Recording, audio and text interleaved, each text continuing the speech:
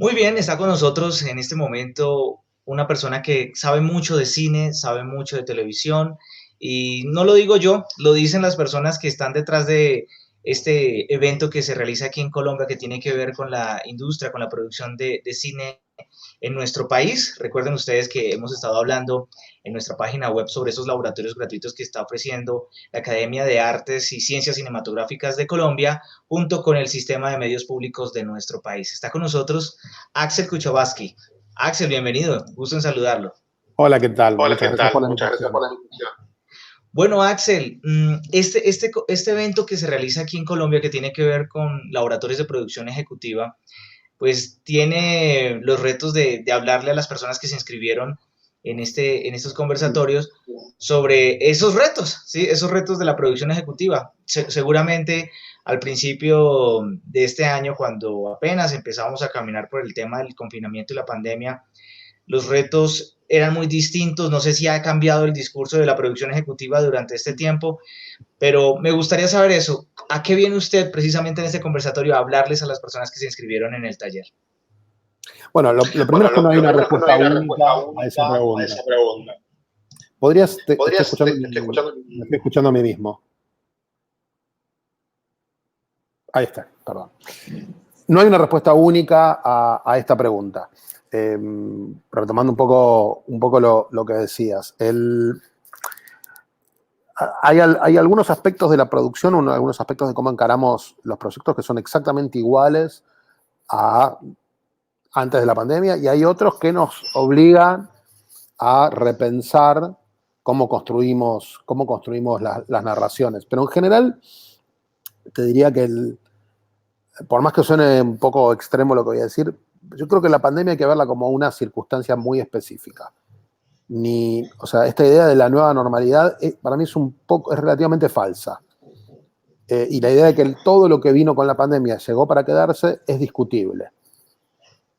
Hay algunas cosas donde la pandemia nos afectó nuestra forma de relacionarnos y comunicarnos que van a modificarse en el momento en el que se distribuya la vacuna, que de hecho al día de hoy ya hubo un anuncio específico de Pfizer que tienen una vacuna que funciona al 90%. El resultado inmediato de ese anuncio es que en Wall Street subieron todas las acciones de las cadenas de cine y bajaron las acciones de Netflix, de los servicios para ver contenidos en tu casa. Para que veas cómo una cosa tan simple como una noticia de la posibilidad de una vacuna que va a estar distribuida probablemente entre fin de año y principio de año que viene, tiene un impacto enorme. Es decir, yo creo que hay que ser muy, muy cuidadosos con el análisis de los efectos de la pandemia. Muy cuidadosos. No hay que apresurarse. Es decir, estamos todavía en una situación, en un escenario prematuro que no nos indica en este momento con claridad No, no, no, no. algo. No, quizá quiero ser un poco más claro. No es que el escenario sea prematuro. La pandemia es real y los problemas que todo el mundo atravesó de confinamiento son concretos y las muertes son concretas y el efecto que tuvo en la economía la pandemia es concreto. No tengas dudas. Sí, es así. La idea de que porque no vimos películas durante 7, 8 meses en el cine, no vamos a ir al cine nunca más, es falsa. Esa idea sí, esa idea es falsa. No es que es incorrecta, es falsa. Eh, entonces, yo sería cuidadoso con ese análisis. Es ahí donde yo creo que hay una diferencia grande. Que toda la gente que viene y te dice, no, bueno, de aquí en adelante no vamos a salir nunca más de nuestra casa. No, el día que puedas salir vas a volver a salir. El efecto que puede ser que haya es que no quieras esperar 3 meses desde que una película se estrena en cine para poder verla en tu casa. Ese efecto sí puede ocurrir. Lo que llamamos el acortamiento de las ventanas, eso puede ocurrir. Y es muy probable que ocurra. Eh, pero los efectos de consumo hogareño son mucho más chicos de lo que uno cree. Un análisis que salió hace 2 días dice que globalmente el consumo de contenidos hogareños aumentó durante la pandemia un 35%. No que aumentó un 200%, un 35%. Sí, claro que estamos viendo más, pero no estamos viendo tanto como todo el mundo supone. Y todas las plataformas fueron muy cuidadosas. Ninguna de las plataformas salió a comprar indiscriminadamente. Porque todos, con cierta lógica, dijeron, a ver, ¿cómo sigue esto? Sí. Bueno, se vincula a esta conversación Daniel Rojas. Daniel es el Hola, periodista con Daniel. Minuto Radio que está encargado del Hola, Daniel. tema, de todo el tema del cubrimiento de películas y de producción de entretenimiento en audiovisual en nuestra emisora. Daniel, adelante, está con nosotros Axel Kochovatsky. Aquí lo tiene para que también le consulte a él sobre esta oportunidad que estamos teniendo aquí en Colombia del conversatorio de estos conversatorios que se van a dar aquí de forma gratuita para las personas que se inscribieron en esa convocatoria y también para hablar de otros temas. Daniel, adelante. Gracias. Alex, buenas tardes, ¿cómo estás? ¿Qué tal, Daniel?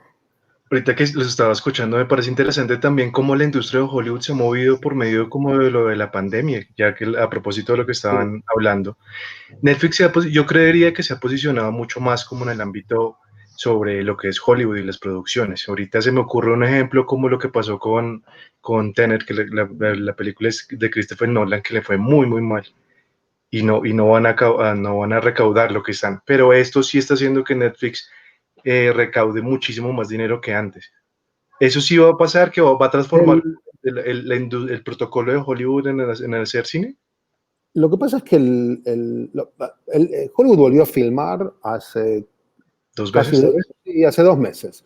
Yo fui a un rodaje, pasé por el rodaje de la nueva película de Paul Thomas Anderson, Uh-huh. eh, protagonizada por Bradley Cooper, y sí, tiene algunas diferencias. Esencialmente hay limitaciones en el espacio. Si la gente no se puede, está marcado por zona donde cada uno de la gente del equipo puede entrar. En la zona 1 está el director y los actores. En la zona 2 está el director de fotografía y la gente de sonido. En la zona 3 está la gente de producción. Entonces, en la zona, o sea, nadie puede pasar a una zona superior si no está autorizado. Estos protocolos ya están en movimiento. Entonces, la realidad es que el día que se distribuya la vacuna y que entendemos por el anuncio de Pfizer de hoy de la existencia de esta vacuna, que tampoco faltan 6 meses para eso, yo creo que los protocolos van a seguir y van a empezar a relajarse en la medida que se vea que se achata la curva de infectados.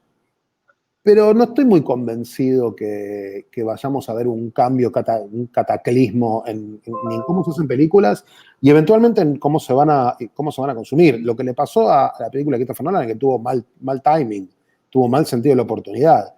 Salieron a estrenar en un momento en que la gente tenía mucho miedo de ir a las salas, particularmente en Estados Unidos, donde representa el mercado número 2 de consumo de cine del mundo para películas norteamericanas. El 1 Sí, es China, ¿no? El dos es Estados Unidos. Entonces, fue un problema de timing, pero si hubiesen soportado, hubiesen aguantado 6 meses sin soltar la película, más allá del costo que les generaba, seguramente se hubiesen encontrado con un escenario distinto. De hecho, es lo que está pasando con películas como la película de Bond. Hay sí. mucha, hay mucha discusión. Netflix entiendo que hizo una oferta para comprar los derechos de la película, o por lo menos ese es el rumor que hay, y que otros jugadores también estaban haciendo ofertas para comprar la película. Pero yo estoy convencido que los productores, que Ion, que es la productora británica que es dueña de los derechos, que son los Michael Wilson y Barbara Broccoli, no van a vender los derechos de Bond, porque el día que la gente le pierda el miedo a salir, siempre va a ser mejor negocio ir a las salas y después ir a las plataformas. A mí siempre me ha causado interés este fenómeno que está causando con lo de los premios Oscar versus el comercialismo versus los premios, ¿no? Sí. Porque parece que los Oscars tienen es como una pequeña guerra con Netflix en que hay muy buenas producciones, pero de todas maneras no alcanzan a como llegar a los premios. Eso es como si hubiera dado un mensaje como no, ustedes no pueden entrar completamente a la industria, pero pueden estar nominados.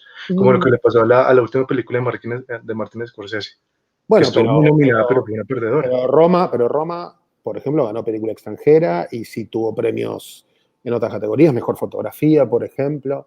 Yo no creo, yo no soy miembro de la Academia de Hollywood, soy miembro y expresidente de la Academia de Cine de la Argentina y soy miembro de la Academia de Cine Española. Pero muchos de mis amigos son de la Academia, es más, tengo amigos que están en lugares importantes dentro de la Academia. Yo no creo que haya una lógica o un plan de la Academia de Hollywood de coartarle a Netflix o a Amazon o a una plataforma particularmente nada. No siento que ocurra eso. Me parece que hasta ahora no apareció esa película que indiscutidamente hace la diferencia. No, pero es una cuestión de tiempo, porque eventualmente va a ocurrir, eventualmente va a aparecer esa película que cumple con los requisitos mínimos de exhibición en cine, que es lo que pide la Academia de Hollywood, Sí. y que va a terminar ganando mejor película. Eso va a pasar, por ahí no va a pasar hoy. Por ahí la película que lo logre sea Mank, la película de David Fincher. Quizás no. No, hace 5 años era como impensado que una película que no fuese en inglés ganase el Oscar a mejor película. Y primero es verdad, hubo otras películas nominadas a mejor película sin estar habladas en inglés, el caso de Roma, hasta que aparece una película como Parasite y lo gana. Entonces es gradual, es progresivo y también tiene que ver con cómo fue cambiando la base de votantes del Oscar.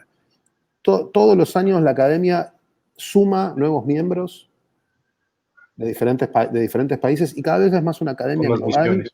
Claro, y cada vez más global, cada vez menos norteamericana o menos anglosajona, si querés, y eso sí está generando premios como el de Parasite. Yo creo que lo de Parasite no es un espejismo, es algo que puede repetirse si aparecen películas de peso, siempre que aparezcan películas de peso. Y eso tiene mucho que ver con algo que dijo Axel en una entrevista.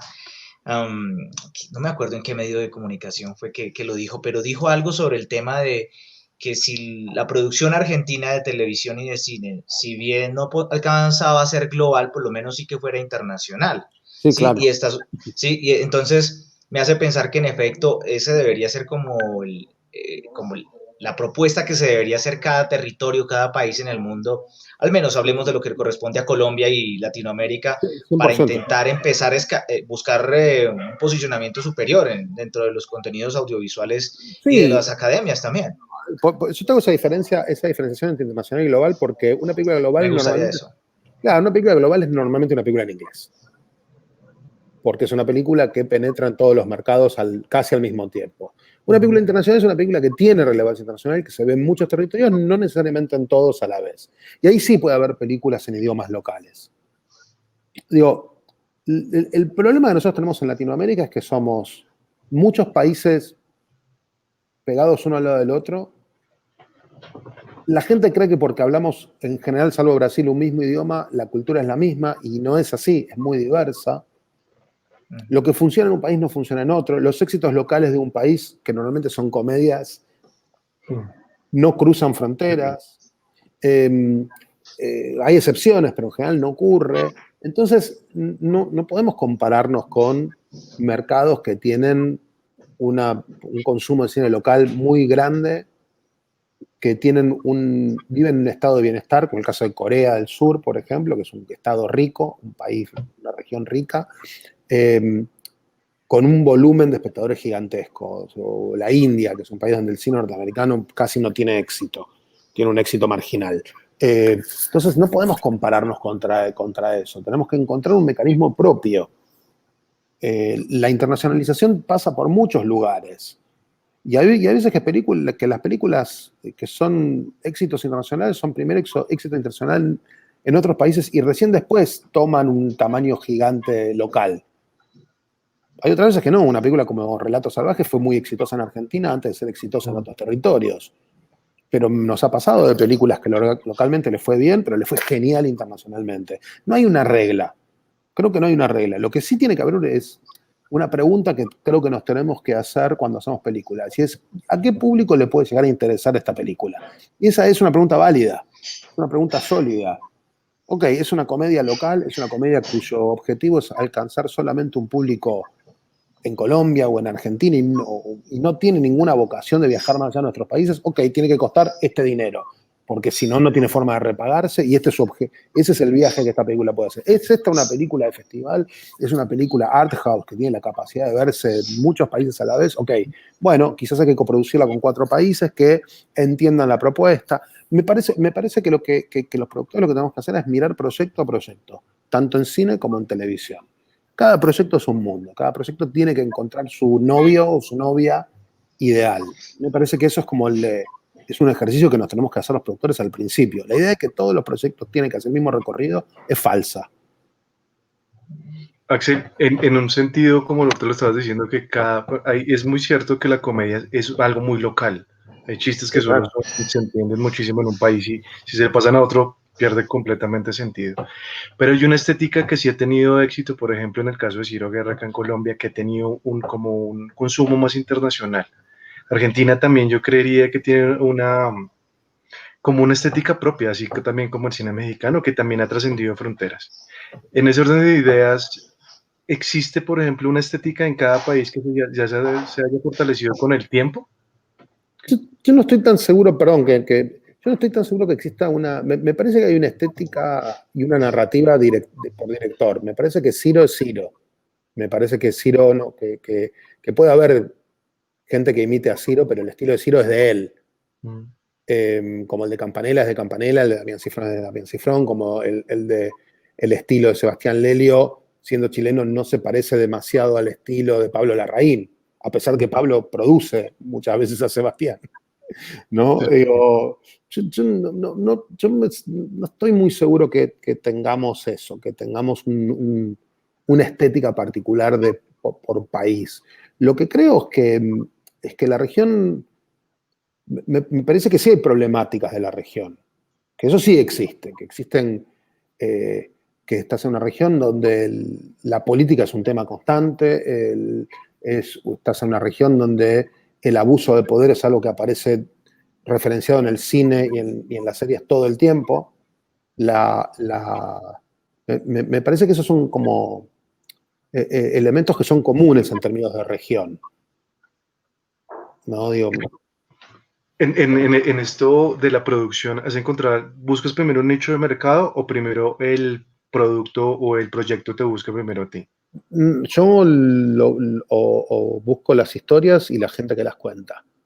Y después me pregunto si esa historia que queremos contar, cómo se construye, cuál es el mejor camino para construirla. Pero no es que pienso, bueno, el mercado está buscando películas de, no sé, jugadores de básquet de 2 metros, pero que sean zurdos.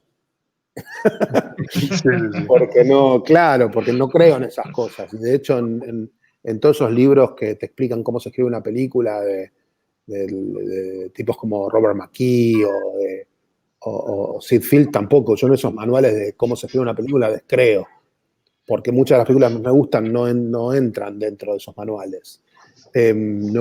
O sea, creo que a Marvel le funciona muy bien lo que hace Marvel porque es Marvel, pero creo que cualquier otro Mm, vaya a hacer Marvel y le sale mal.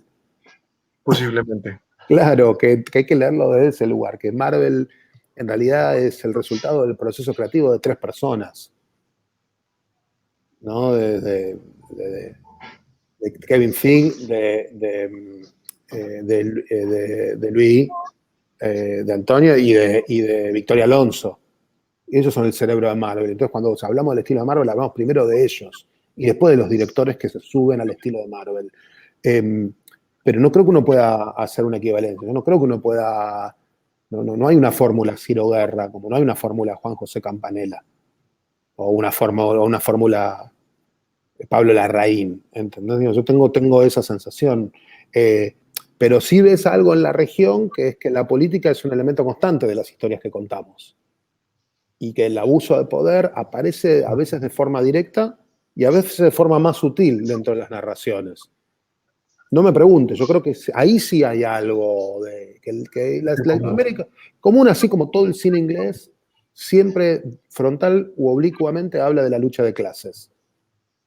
Mm. No importa qué película británica veas, puede ser una película donde Peter Cushing quiere matar a Christopher Lee haciendo de Drácula, o puede ser una película de Ken Loach, o puede ser una película O hasta de Guy Ritchie también o muestra una eso. de Richard, siempre hay lucha, hay tensión entre las clases sociales. Y eso Mm. es porque eso está en el ADN de la cultura británica, como creo que la idea de la simetría del poder está en el ADN de la narración latinoamericana. Y eso pasa de García Márquez a Juan Rulfo y a Cortázar y a Borges. Está siempre ahí.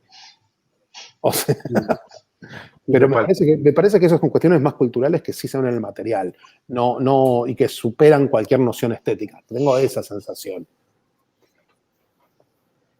Profesor. Bueno, gracias, Daniel. Hablando de eso, de ese acento que tiene precisamente las películas latinoamericanas, específicamente de ese acento colombiano, ¿qué ha encontrado usted Axel, por ejemplo, para hablar directamente a estas personas que van a estar en el conversatorio, ¿qué ejemplos, qué tipo de relatos usted les indicará específicamente a ellos? Entendiendo también de que pues, es un público exclusivamente de Colombia con un pensamiento No, latinoamericano bueno, pero seguramente, te diría lo que, pero te diría que, esto, cuando nosotros estamos desarrollando un proyecto, yo siempre quiero que sí, el proyecto tenga la voz de quien está narrando. Yo creo que los productores estamos al servicio de la narración y la narración sale de quien te cuenta la historia. Pero al mismo tiempo siempre te haces esta pregunta. Fuera de mi país, ¿se entiende? ¿Esto que estoy contando se entiende? ¿Cuánto de lo que estoy contando se entiende? ¿Cuánto no es tan importante que se entienda fuera de mi país o del país para el cual hago esta película? Me parece que es un ejercicio de preguntarse cosas. Para mí producir es preguntarme. Yo no tengo certezas, yo tengo dudas. Tengo millones de dudas. Cada día tengo más dudas. Cada además día tengo... porque fuiste comunicador también en algún momento. Las preguntas del comunicador, del periodista que todo el tiempo se Bueno, está pero formulando es que, dudas. es que en algún lugar los productores no estamos tan lejos de eso, de estas preguntas. Digo, mirá si yo, o sea, realmente, digo, a mí una de las cosas que no me gusta de la forma norteamericana de hacer películas es que cuando trabajas en el universo norteamericano, mucha gente, no todo el mundo, pero mucha gente habla desde la certeza. Y yo no tengo mucha certeza. Yo creo que las historias las vamos buscando. Que tenemos una idea y que van evolucionando y que la forma en la que arrancamos no es la forma en la que finalmente la película se estrena o la serie. Me parece que no, que uno, ¿viste? Yo siempre cuando comienzo un proyecto lo primero que le pregunto a los directores es si vos tuvieses que decirme una película, un par de películas que te dieron la sensación, la emoción, la emocionalidad que vos querés que tenga quien ve esta película. No te estoy diciendo que se tenga que parecer visualmente o temáticamente, sino qué tipo de emocionalidad te imaginás. Y a mí eso me sirve para entender muy rápidamente qué película busca el director. Pero a veces que me doy cuenta que es un ejercicio que al director mismo le sirve. Decir, bueno, ok, yo quiero que esta película le deje al espectador la sensación que yo tuve cuando vi tal. Y encontramos muy rápido ese lugar de diálogo. Hay veces que ni lo necesito, leo un guión y entiendo perfectamente el tono. Pero la gente cree que en general la discusión es, hay una discusión donde te dicen lo más importante es el género en una película. Es terror, es ciencia ficción, es fantasía. Y yo discuto eso a muerte. Para mí lo más importante es el tono. Puedes hacer dos comedias y pueden ser absolutamente diferentes. O te lo digo más fácilmente. Una película de Jean-Claude Van Damme y una película de Jackie Chan son dos películas de acción con artes marciales. Pero no hay dos películas más diferentes que una película de Jean-Claude Van Damme y una película de Jackie Chan. Sí, sí, sí. No se parecen nada, porque emocionalmente buscan algo diferente, porque el tono es distinto. Porque el tono es distinto. Entonces, yo creo que, o sea, esta charla, mira, la tuve mucho con un conocido mío, que es el guionista de Men in Black. Y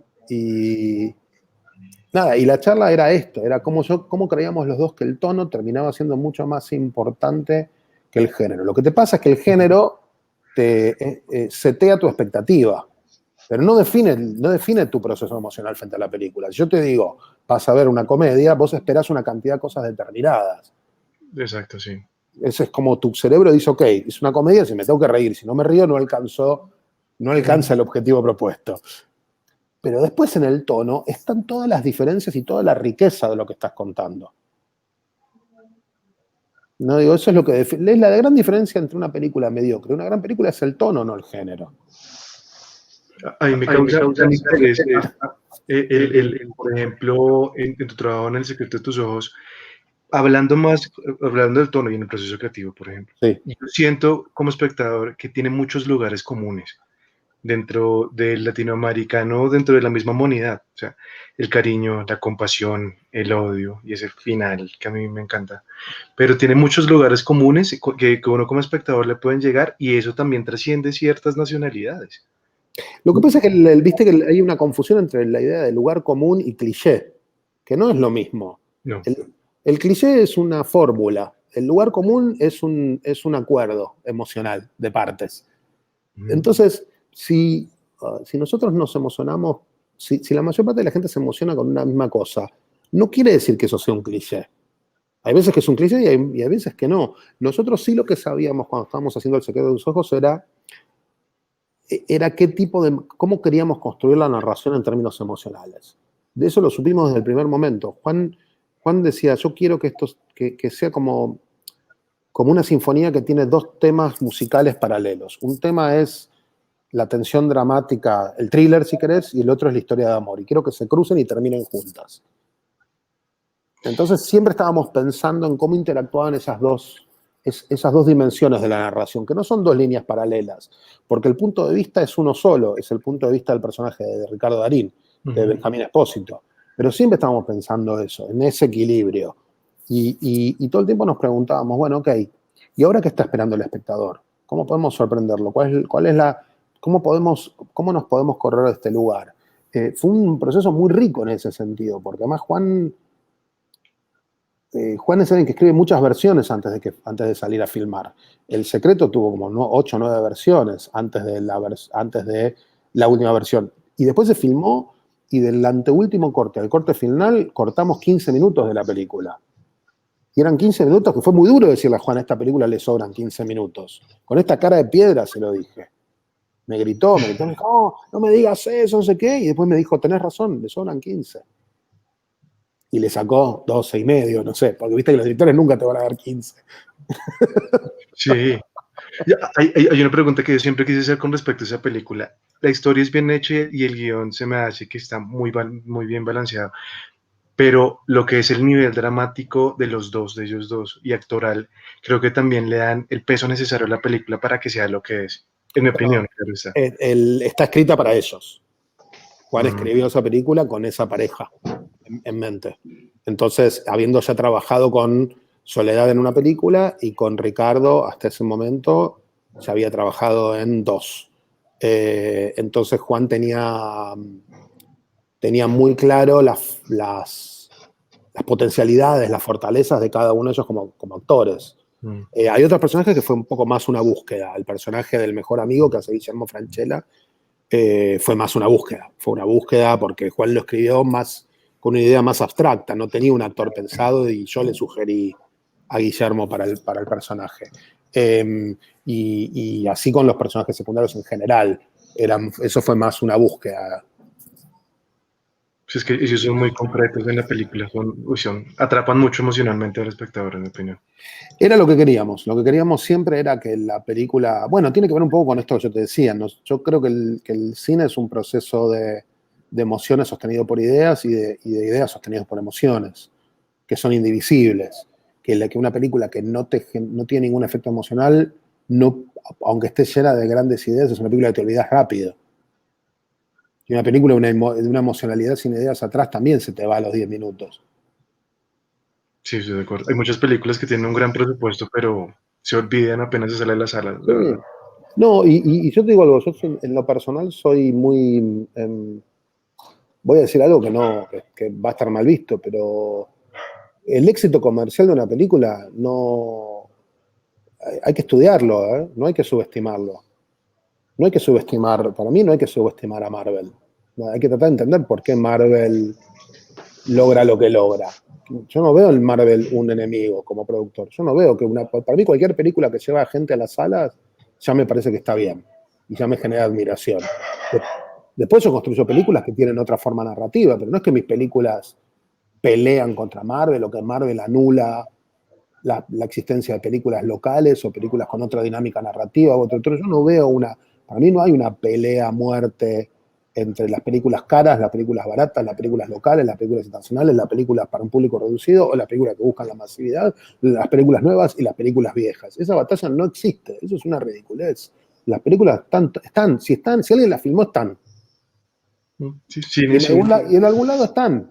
Y yo puedo aprender, o sea, yo disfruto de la misma manera. Un condenado a muerte se escapa de Robert Bresson que Duro de matar. No las disfruto más, las disfruto igual, las paso bien igual, y son películas que vuelvo a ver, y quiero que mis hijos las conozcan. No tengo esta sensación de la oposición, es ridícula. No podemos verla, no tenemos que ver las películas con la lógica que miramos el fútbol, ¿eh? No es un campeonato esto. Aunque a mí solo me gustaron las dos primeras, pero sí, pero es un clásico y una referencia al cine de acción. Profesor Jorge Mari. Axel, Bueno, están ustedes anunciando ya la segunda temporada de la serie que lanzaron en Sí, BBC, Stage. sí, sí. Parecía que parecía en algún momento que tal vez se quedaban ahí, no sé, porque finalmente con mucha alegría ustedes compartieron la noticia de que viene la segunda parte Sí. en un mercado que también es desconocido para nosotros aquí en Colombia, como lo es el mercado británico. Nosotros estamos más familiarizados con el tipo de televisión y de cine estadounidense. Hablemos de eso, de esta serie que fue creada en tiempo de cuarentena. Sí, una serie hecha con computadoras y con celulares. Eh, Nació de la frustración. Nosotros teníamos con Simon Evans, que es el director, que es un director que venimos apadrinando, un director de teatro británico, con mi socio inglés, con Finn. Lo venimos apadrinando. Teníamos una película que íbamos a empezar a rodar en Camboya, un thriller. Y claro, por supuesto, apareció la pandemia, no nos podíamos mover de casa, estábamos todos en la cama, tristes, en posición fetal, claro, en invierno en Inglaterra ellos y yo en invierno en Los Ángeles, que es un poco mejor, pero es invierno igual, muy deprimidos, y fue cuando dijimos, bueno, hagamos algo, no nos vamos a quedar de brazos cruzados, y empezamos a pensar esta idea que es la idea de dos actores que estaban preparando una obra de teatro y la deciden suspenderla por la pandemia, y el director que los convence de llevar adelante los ensayos a pesar de todo. Y tienen que castear y ir armando la obra de teatro. Se lo llevamos a David Tennant, el protagonista de la serie Doctor Who, No. quizás la serie más famosa histórica de la televisión británica. David nos propone a Michael Sheen, el protagonista de la serie Masters of Sex. Juntos habían hecho una serie muy divertida para Amazon, Good Omens, que fue muy exitosa en Inglaterra y Estados Unidos. Y nada, y a los dos les gustó la idea, hicimos el piloto, se lo llevamos a la BBC dijo, nos encanta, ¿están preparados para salir al aire en 6 semanas? Wow. Y dijimos, sí. Yo que obviamente contagié a todos mis socios de argentinidad, son todos argentinos, todos dicen que sí todo el tiempo. Pero la realidad es que hicimos los 6 episodios con un elenco espectacular que incluye, entre otros, a Samuel Jackson y a Judi Dench como actores invitados. Y salimos al aire en julio, fue un mega éxito, tanto que la BBC la pasó 2 veces seguida. Sí. Después la tomó Netflix en Inglaterra, Hulu en Estados Unidos. La vendimos a China, ABC, la cadena australiana. Estamos cerrando un acuerdo con Netflix en toda Europa, que va a tener los derechos también. Y ya hicimos la segunda temporada, ya produjimos la segunda temporada completa, que está en este momento en postproducción, que se va a ver principio del año que viene en Inglaterra. Pero un poco volviendo a tu pregunta, a mí me encanta. ¿Qué tanto trabajo hay en una producción que se hace desde la casa? ¿Sí? Ustedes muy dedicados y muy distintos en otro momento, en otro tiempo, a hacer el trabajo, pero de otra forma, ahora en casa, ¿qué tanto trabajo hay sobre eso? En el caso particular de esta serie, en términos prácticos de producción era más fácil, porque no había que citar un equipo, y es un proyecto relativamente barato, porque se hace con recursos que tenés a mano, entonces eso nos permitió flexibilidad. Pero después el proceso creativo es el proceso creativo. Fue un proceso creativo rápido también porque queríamos que la serie hablase sobre lo que nos pasaba, sobre el universo a nuestro alrededor, desde la comedia. Desde la comedia. Queríamos que reflejase lo que pasaba. No queríamos no es algo para que se vea en 1 año y medio. Queríamos que se viese rápido. Un poco eso. Y también, la verdad, a mí, este soy yo, pero yo crecí viendo cine y televisión británico. De hecho, he visto más cine y televisión británico probablemente que cine y televisión norteamericana. O sea, es un cine que amo, es una industria que adoro, una industria en la que tengo muchísimos amigos, en la que me siento bastante parte. De hecho, imagínense que armé una sociedad con un inglés. Es como si nunca hubiese habido una guerra entre 2 países, pero... No hubo Malvinas en esa como si no hubiese habido unas Malvinas en el medio. Pero que sí, por supuesto, las hubo. Pero en nuestro caso particular nos entendemos, yo me conecto muy rápido con los contenidos británicos, con el sentido del humor británico, y no sentí nunca que estuviésemos, nunca lo sentí como una cosa muy alienígena. No me pareció, no. Yo, por ahí me pasa. No, y además también hay una cuestión que es una cuestión de ejercicio, sobre todo con la comedia, ¿viste? Que el humor requiere que uno practique. Digo, yo ahora estoy trabajando en una comedia mexicana. Yo no soy mexicano. Por otro lado, digo, bueno, sí, pero ¿qué Wow. hago? Claro, pero por el otro lado me rodeo de gente que sí es parte de la cultura y me voy dando cuenta con el tiempo que, güey, no, yo crecí viendo contenidos mexicanos. O sea, sí, yo crecí viendo Chespirito, yo sí crecí viendo Odisea Burbuja, yo sí crecí viendo a Cantinflas. No, yo tengo mucho más, o sea, no, por ahí no tengo conscientemente registro de haber visto tanto de contenidos mexicanos. Entonces no es que por supuesto, no soy un local y hay muchas cosas que un local tiene y entiende y yo no voy a entender.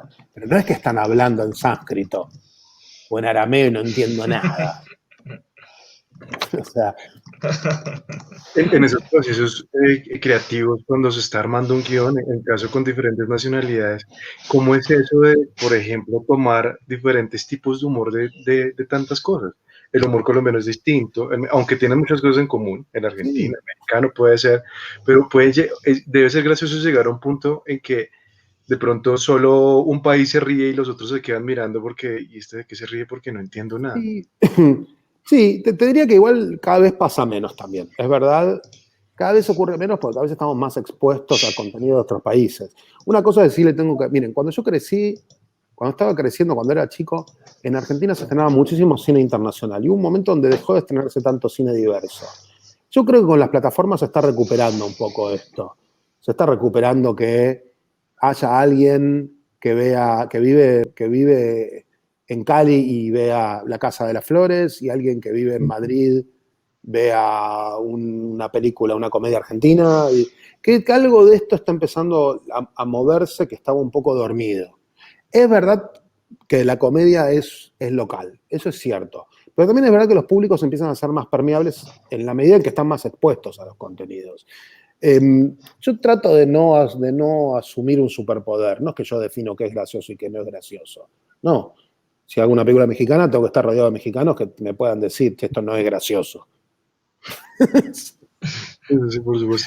Pero, de nuevo, vuelvo a lo mismo. Pero no es que estoy hablando de una cultura con la que no tengo ninguna afinidad. No, claro que tengo afinidad con la cultura. Claro que la tengo. Digo, y vivo en California. California es México. Mm. Los norteamericanos no se enteraron, creen que es Estados Unidos. Pero Los Ángeles es México. Y lo digo con mucho amor por México. No lo digo de una forma, no como como lo decía este que perdió las elecciones. No, lo digo, Los Ángeles es una ciudad donde uno puede pasar un rato muy largo sin hablar inglés. Y que es donde Eh, vivo yo elegí vivir en un lugar que es un poco Estados Unidos y es mucho México. Axel, ahorita que hablamos de que nombraste Los Ángeles, yo por lo menos, yo desde que me acuerdo, Axel siempre presentaba los premios Oscar, los estaba viendo y estaba todo como, a veces disgustado, a veces alegre por los premios, pero siempre te veía como en el frente y siempre desde la alfombra roja, ¿no? Siempre es una hora de transmisión antes. ¿Cómo fue llegar como a eso ya después de convertirte pues en productor y guionista, Eh, pero ¿cómo fue llegar ahí antes y conocer todo eso que uno veía en la pantalla y después llegarlos a bueno, entrevistar? yo empecé a entrevistar, a viajar para hacer entrevistas en Los Ángeles antes de hacer la alfombra roja. Mi primera entrevista en Los Ángeles fue en 1998. O sea que estuve muchos años viviendo en Los Ángeles y aterrizando y mirando esta ciudad extraña que no se parecía a nada, no se parece en lo más mínimo a Buenos Aires, no tiene ni la topografía, ni el clima, ni nada. Entonces tuve mucho tiempo para tratar de entender códigos que no eran míos y hacerlos lentamente propios. La primera vez que llegué a la Alfombra Roja ya había escrito guiones, pero nunca había guiones de televisión, pero nunca había producido cine. Me pellizqué mucho, porque decía, bueno, si el año que viene no vuelvo, por lo menos voy a poder contar que alguna vez estuve. Sí. ¿No? Llamaba a mi abuela y le decía, estoy acá en los Oscars, y lloraba. No mucho para que no se corra el maquillaje, ¿no? Y todo este tiempo después me sigue me sigue dando ansiedad cuando estoy por salir al aire, cuando estamos practicando. Nunca se volvió un trabajo de oficina. Siempre fue como algo que me sube la adrenalina un montón. Y te digo algo, les digo algo, yo amo el cine. Poder hablarle a todo el público que le habla a TAR, TNT, que son más de 45 países y territorios en Latinoamérica, son más de 90 millones de hogares. Y poder decirle a la gente, vean películas, vean series, a mí me encanta. Poder decirle a la gente, vale la pena seguir viendo películas, vale la pena seguir viendo series, es una cosa en la que la verdad que estoy muy agradecido. Me siento un privilegiado de poder tener la oportunidad de tratar de convencer a la gente que vea esto que nosotros amamos. Y además trabajo con un equipo que adoro, que entonces eso es buenísimo. Pues imagínate, tremenda responsabilidad la que hay sobre los hombros de Axel y que pues bueno, lo hace con mucho profesionalismo. Somos un equipo, nunca soy yo solo, la gente me ve a mí y por ahí ve a las diferentes compañeras, amigas que he tenido todos estos años, Ana María Montero, Lisa Echeverría y ahora Leti Sagún, con quien adoro trabajar porque realmente tengo una relación espectacular con las tres, las considero amigas, de hecho. Pero al mismo tiempo hay un equipo enorme atrás, hay un equipo de 25 personas, todos trabajamos. Por ahí yo tengo el crédito porque salgo en cámara, pero es un equipo enorme. Y todos trabajamos con mucha responsabilidad, porque además todos somos muy conscientes del nivel de penetración que tiene una transmisión como la del Oscar. Muy bien, Daniel, vamos cerrando nuestra conversación con Axel. ¿Alguna pregunta más antes de terminar esta conversación? Yo tengo una que me quedó de una afirmación que encontré en un medio de comunicación que publicó una noticia con él hace 2 días y yo dije, juepucha, ¿y por qué esto si yo soy fan número 1 de esos contenidos? Bueno, adelante, Daniel, ya vamos con esa pregunta de cierre sobre eso. Yo de tantos años de ver a Axel con esas presentaciones y eso, hay algo que, primero, ¿cuántos años has presentado eso? Creo que desde el 2005. Sí, 15 años casi, sí. 15 años, si no estaba tan equivocado. De esos 15 años, que siempre son bastantes, ¿hay algo que hayas tenido que siempre has recordado en esos 15 años cuando entrevistado a alguien puntual? ¿O alguien que te haya emocionado que siempre quisiste ver? Más que eso, la experiencia de la nominación del Secreto de sus Ojos es irrepetible.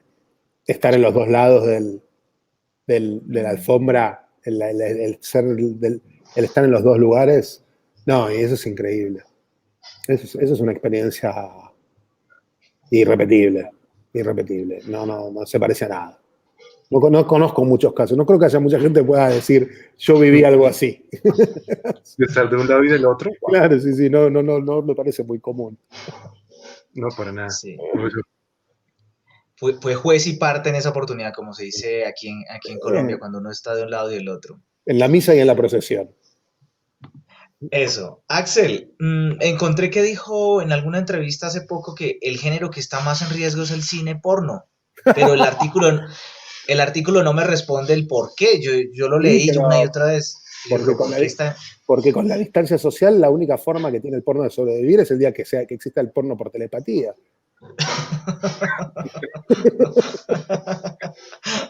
O todos vestidos de buzo, no sé. ¿No? Paró también esa producción. Esto también paró en la elaboración de películas.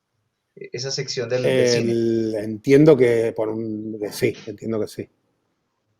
Entiendo que sí. Y lo otro que se vio afectado son las telenovelas en Estados Unidos.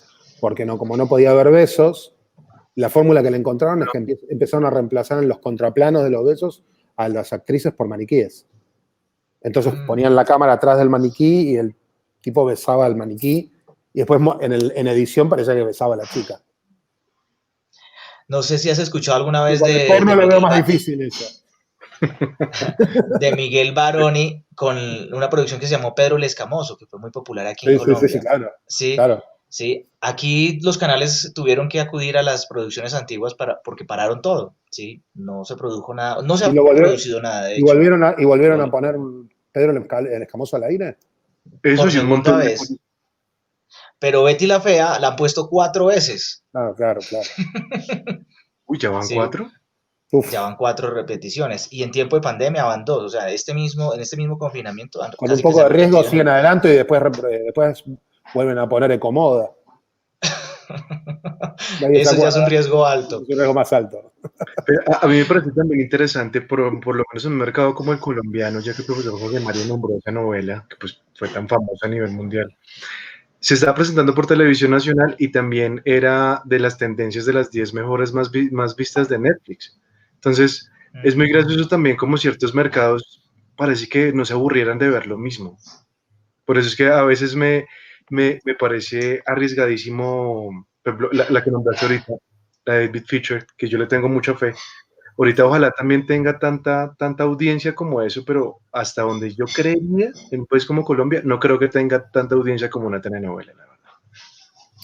No, bueno, lo que pasa es que también hay, cada país tiene un ejercicio de género y un ejercicio de una narrativa específica. ¿No? Digo, y en ese sentido a mí no me parece nada malo que la gente decida, sobre todo en un medio de comunicación masivo, ver una novela. Un poco también porque creo, como te decía con las películas, no creo que una cosa anule la otra. Y siempre va a haber algo que la gente va a desear ver más que otra. Me parece que el melodrama como género es un género noble. Después hay productos mejores y productos peores. Pero yo no me preocuparía. En Argentina, hoy lo que pasa es que, por ejemplo, lo que más funciona son las novelas turcas. ¿Por qué? Claro, sí, no tengo una explicación por qué dejaron de ver telenovelas del Globo o telenovelas locales para ver unos melodramones larguísimos turcos. Pero yo qué sé. Homer, Elif. Sí, ¿Cómo no? ¿cuánto va a durar? Y depende, o sea, depende de si Turquía tiene la capacidad de seguir produciendo cosas interesantes para el público que mira esas novelas, probablemente sostenga, y si no, no.